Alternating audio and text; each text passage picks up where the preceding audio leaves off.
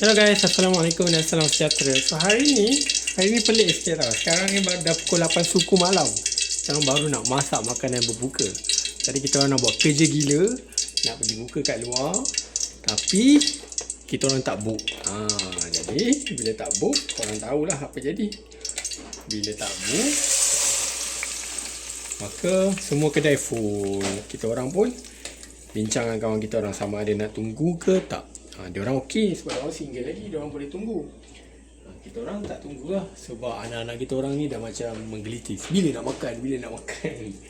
So biasalah budak-budak kecil. Jadi kita orang pun decide untuk balik rumah, masak lah terus. So ni pun kalau korang nampak ni baru je masak nasi ni. Nasi tak masak lagi. Baru je masak nasi dengan makanan berbuka.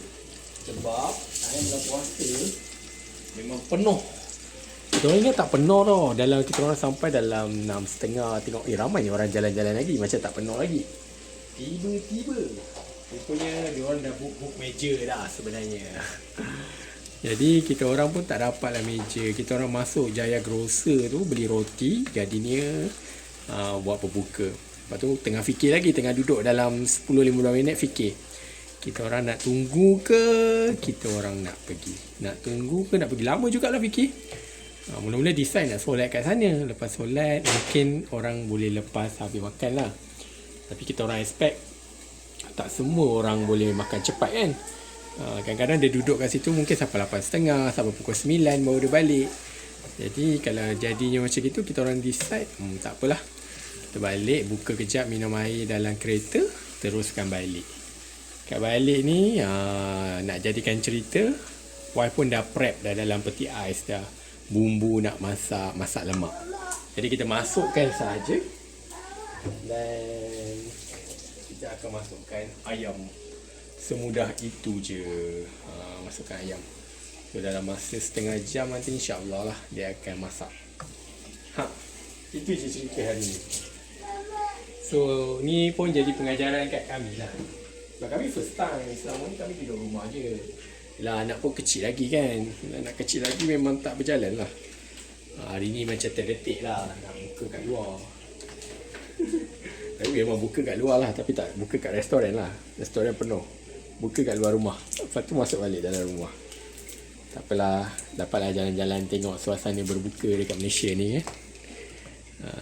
Okay. Itu je untuk video yang ringkas kali ni. Ni masak lemak korang pun dah expert kan. Tak payah belajar pun tak apa. Ni senang je ni. Sekali nanti kita taruh santan. Sekali nanti kita masukkan santan. Bila dah masuk santan tu jadi dia.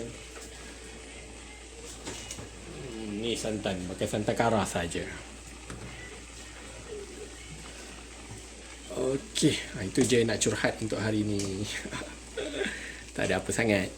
Ni jangan lupa taruh garam. Tapi dah boleh buka kan. Dah boleh rasa tak ada masalah lah. 1.5. 1 suku lah. Malah dah masin-masin. Nanti lauk tu cukup masin dah. Okey. Itu je. Esok dah hari Khamis. Kita nak balik kampung. Kita buka kat kampung. Pengajaran untuk hari ini, berbukalah kamu di rumah. Kerana di rumah kamu lebih aman dan masa lebih berkat. See you again in the next video. Jumpa lagi. Bye bye.